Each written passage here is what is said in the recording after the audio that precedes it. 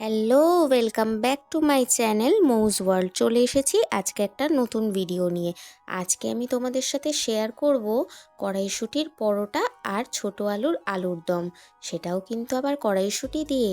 তাই কেমন আছো তোমরা সবাই, তাড়াতাড়ি আমাকে জানিয়ে ফেলো। আর আজকের রেসিপিটা আমি শুরু করতে চললাম এক্ষুনি।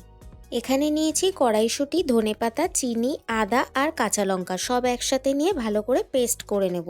পেস্টটা কিন্তু ভালো করে করতে হবে, যেহেতু আমি পরোটার মধ্যে এটা মিক্স করে দেবো, মানে ময়দাটা যখন মাখবো তার মধ্যে এটা পুরোটাই মিক্সড করা হবে। তাই জন্য ভালো মতন ফাইন মিক্সিতে মিক্স করে নিলাম। সব জিনিস ভালো মতন মিক্স হয়েছে কিনা একবার চেক করে নিতে হবে, তারপর শুরু করব নেক্সট স্টেপ। এরপরে মিক্স করা পেস্টটি দিয়ে দিতে হবে ময়দার মধ্যে, আর তার সাথে কিন্তু পরিমাণ মতন লবণও দিয়ে দিতে হবে। তারপর ভালো করে ময়দাটার সাথে এটা মিক্স করে নিয়ে খুব সুন্দর করে মেখে নিতে হবে, যেন বেশি নরম না হয়ে যায় আবার যেন বেশি শক্তও না হয়ে যায়, সেই দিকে কিন্তু নজর দিতে হবে। তাই প্রথমেই জলটা ব্যবহার না করে অল্প অল্প করে মিশ্রণটা দিয়েই ময়দাটাকে পুরোটা মাখবে। তখন যদি অল্প জলের প্রয়োজন হয় তারপর জল দেবে। দেখো এরকম একটা ডো বানিয়ে নিতে হবে। তারপর অল্প একটু তেল দিয়ে ভালো করে ডোটার চারপাশে লাগিয়ে নিয়ে এটাকে কিছুক্ষণের জন্য রেস্টে দিয়ে দিতে হবে, ঠিক এরকমভাবে। তারপর এটা রেস্টে থাকবে, আর ওইদিকে আমরা রেডি করব হচ্ছে আলুর দমের মশলাটা। তাই জন্য এখানে নিয়ে নিয়েছি কাঁচা লঙ্কা, আদা আর রসুন, দেখো পেস্ট হয়ে গেছে। আর তার সাথে নিয়েছি হচ্ছে হলুদ গুঁড়ো, লবণ, জিরে আর ধনে। কোনো গুঁড়ো লাল লঙ্কার গুঁড়ো কিন্তু এখানে ব্যবহার আমি করিনি আর হবেও না। তার সাথে আমি এখানে আলুগুলোকেও বয়েল করে নিয়েছিলাম। এবারে একে একে আমি আলুগুলোকে ভেজে নেব।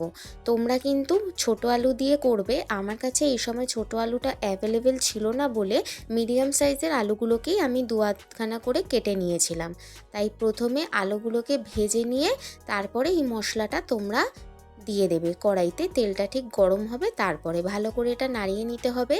তারপরে কিন্তু এখানে যে গুঁড়ো মশলাটা আমি রেখেছি সেটাকে অল্প একটু জল দিয়ে আমি আগে থেকে লিকুইড বানিয়ে রাখি, যাতে কড়াইতে লেগে না যায়। ঠিক এই রকম সময় যখন দেখবে কাঁচা গন্ধটা চলে গেছে, তারপরে এই মশলাটা তোমাদেরকে অ্যাড করে দিতে হবে। ব্যাস হয়ে গেল তো দুর্ঘটনা। আমি কাজ করব আর এখানে একটা দুর্ঘটনা ঘটবে না, তা কি করে হয়? নিভে গেল ফোনের লাইটটা। যাই হোক, এখানে আমি দিয়ে দিলাম মশলাটা। তারপরে ভালো করে মশলাটাকে নাড়িয়ে চাড়িয়ে কষিয়ে নিতে হবে। আর যখন মশলাটা কষানো হবে ঠিক সেই সময়ই তোমরা যদি কড়াইশুঁটি অ্যাড করো আলুর দমটাতে, তাহলে এই সময় কিন্তু কড়াইশুঁটিটা অ্যাড করে দিতে হবে। কড়াইশুঁটিটা অ্যাড করে দিয়েছি। এবার ভালো করে এটা নাড়িয়ে চাড়িয়ে নিয়ে বাকি যে আলুগুলো থাকবে সেটাও কিন্তু এখানে দিয়ে দিতে হবে। দেখো আলুগুলোও দিয়ে দিলাম, দিয়ে এবারে ভালো করে এটাকে নাড়িয়ে নিতে হবে।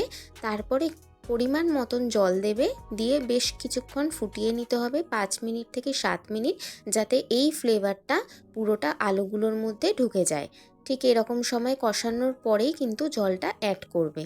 জলটা একটু উষ্ণ গরম জল দেবে, তাহলে আরও ভালো হবে। এখানে আমি জলটা অ্যাড করে দিলাম।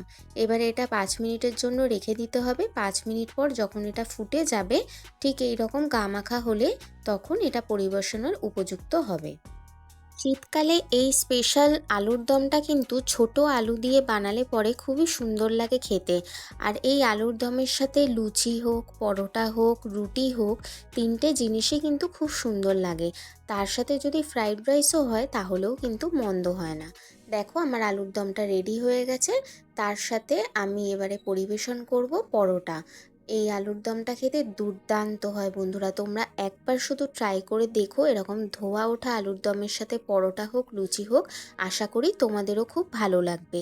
চলে এসেছি আজকের রেসিপি নিয়ে। তোমাদের কেমন লাগলো তোমরা জানিও অতি অবশ্যই। যদি ভিডিওটা তোমাদের ভালো লেগে থাকে তাহলে কিন্তু লাইক, শেয়ার অ্যান্ড সাবস্ক্রাইব করে পাশে থেকো। চলো দেখা হচ্ছে আবার নেক্সট ভিডিওতে।